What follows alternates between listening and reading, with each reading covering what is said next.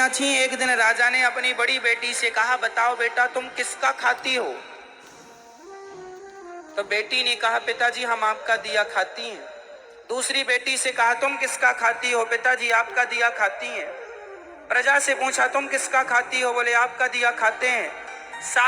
सबसे पूछा, तुम किसका दिया खाते हो? बोले आपका दिया। राजा आप ही हमारे पालनहार हो, आपका दिया हम सब खाते हैं।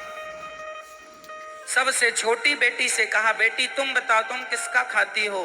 तब उस बेटी ने कह दिया, पिताजी हम भगवान का दिया खाते हैं, हम आपका दिया नहीं खाते। राजा को बड़ा बुरा लगा, उसे लगा हमारी इंसल्ट कर दी इसने, हमारा दिया खाती और नाम ले रही है भगवान का। राजा ने कहा, कोई भगवान भगवान नहीं होता, अरे मैं तुम्हें खाने ना दूं तो तुम मर जाओगी। बेटी ने कहा, पिताजी तो आप करके देख लो। राजा बड़ा गुस्से में आया और अपनी उस बेटी का विवाह ऐसे आदमी से कर दिया जो बिल्कुल गरीब था और बिल्कुल बीमार था।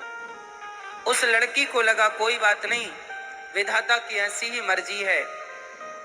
वो लड़की जो थी अपने उस पति के संग रहने लगी। उसे पास में नदी थी तो ले गई, नहलाया धुलाया साफ किया, और जो उसके भाग्य में था मिला। उसका पति चल नहीं पाता था, अब वो क्या करे, पति को भोजन कैसे कराए?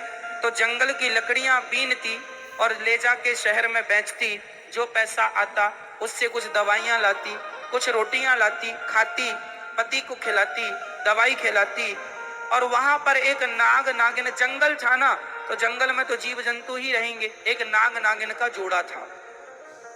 तो वो जब दूध लाया करती अपने पति को देती, और जो बच जाता तो दौने में वो वहां नाग नागिन को रख दिया करती थी। तो नाग नागिन दूध पीते और बड़े प्रेम से वो खुश रहते।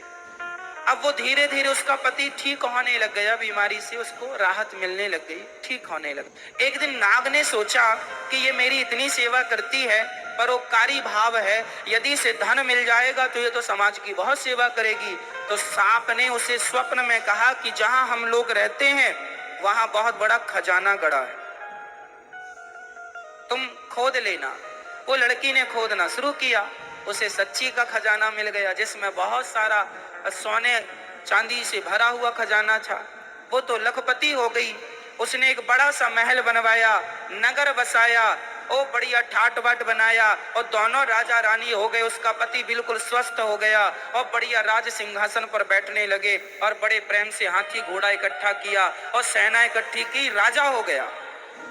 वो रानी हो गई, पर उसने परोपकार नहीं छोड़ा। रोज अन्न क्षेत्र चलाती, जो आए सबको भरपेट भोजन मिलेगा। उसके पास जरूरत से ज्यादा धन हो गया। एक दिन वो सबको भोजन बांट रही थी तो उसने देखा कि लाइन में सबसे पीछे उसका बाप लगा हुआ और उसकी बहनें लाइन में लगी हैं भोजन के लिए। उसने पहचान लिया, ये तो मेरा पिता है। उसने कहा, पिताजी आप? वो सन्न रह गया, कौन हो आप? मैं आपकी बेटी छोटी लकड़हारे से विवाह किया था, कुछ याद आया? हाँ हाँ, पर तेरा ये ठाट बाट कैसे? पिताजी पहले ये बताओ कि आपकी ये दुर्गति कैसे हो गई? बेटी सच्ची कहा था तूने, हम बड़े अहंकार में थे कि मैं राजा हूं, लेकिन मेरी राजगद्दी छीनते देर नहीं लगी, सब नाश हो गया। सारी बेटियां जिन्होंने ये कहा था कि पिता के भाग्य का खाती हैं, आज पिता कुछ नहीं खिला पा रहा है इन्हें, आज तू खिला रही है। तब उस बेटी ने कहा, पिताजी मैंने कहा था ना कि सब अपने अपने भाग्य का और सब भगवान की कृपा का ही खाते हैं, सबको खिलाने वाला भगवान है।